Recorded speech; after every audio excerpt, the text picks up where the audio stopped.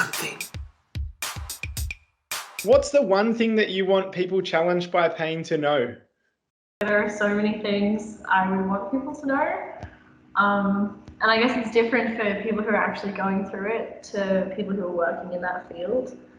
Even if it's kind of embarrassing or difficult to explain, just try and tell people around you what's going on, because there's so much misunderstanding and ignorance when it comes to chronic pain or persistent pain in general.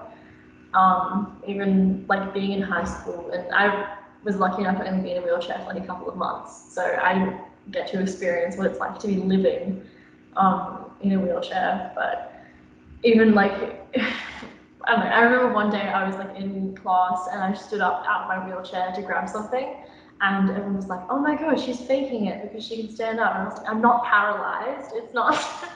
So I think people don't really have an understanding of I guess like hidden disability, even though it sounds like a pretty intense term for what it was.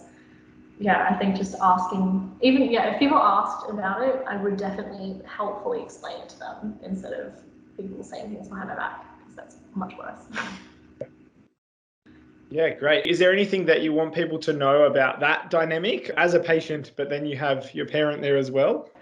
Listening specifically to the patient, not just what the parent's perspective of it is, because although my mom got to experience everything like not firsthand, secondhand, like watching everything that I went through, she still doesn't understand what it actually felt like, or the sensations, or the emotion behind it.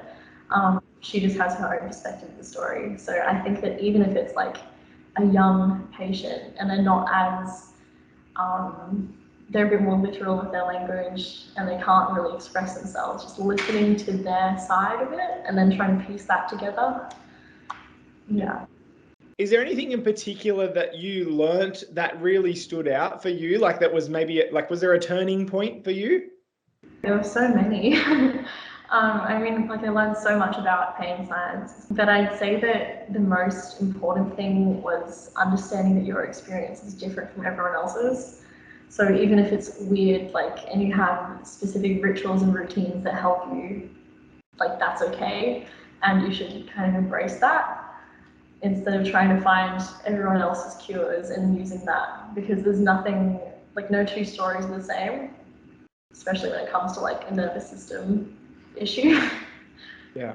Thanks so much for your time. It's awesome, Tegan. Well done. Good, thank you. Now I'm quiet again.